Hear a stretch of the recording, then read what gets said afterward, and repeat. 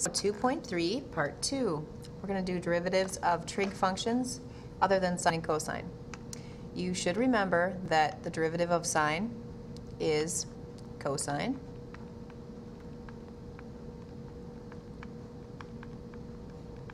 And the derivative of cosine is negative sine.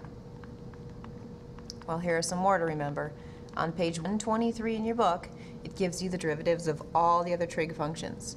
So the derivative of tangent is secant squared x. Yes, you will have to memorize these. The derivative of cotangent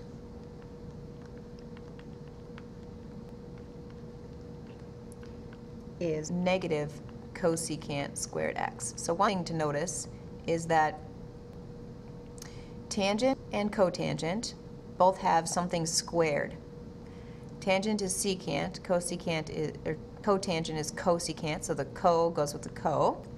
And another thing to help you remember is cotangent, like cosine, has a negative for its derivative. So that will be one thing that will help you remember it. The derivative of secant is secant tangent, and the derivative of cosecant, it has a co again, so it's negative, cosecant cotangent. So notice these two are similar. Secant is secant tangent, cosecant is cosecant cotangent. So those patterns should be helpful for you to memorize them, but you will need to memorize them, so use whatever method you can to memorize them. And then when you take a derivative of anything with a trig function, whether it's in a product rule or a quotient rule or by itself, you deal with it by just using the answers for the derivatives. And remember that secant squared x is the same as secant x squared. So if you were to try to take the derivative again of this, it's really secant x times secant x, and then you've got to use a product rule. Because up until now, we don't have a rule for what to do when you have a function inside of another function. You cannot just use that power rule. Okay, the next thing is we don't right now have a derivative of 3 functions multiplied together. We currently have a derivative of 2 functions multiplied together, but not 3.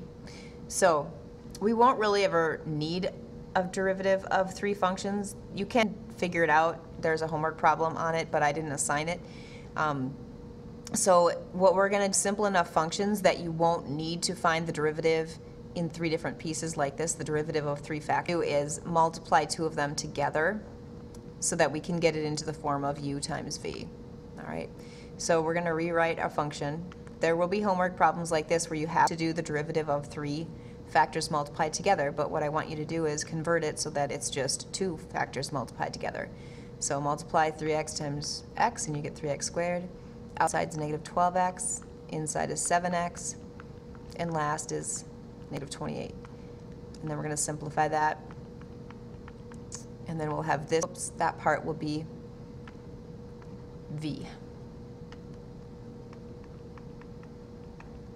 So then this is going to be 3x squared minus 5x minus 28, and this is x squared plus 3x plus 9.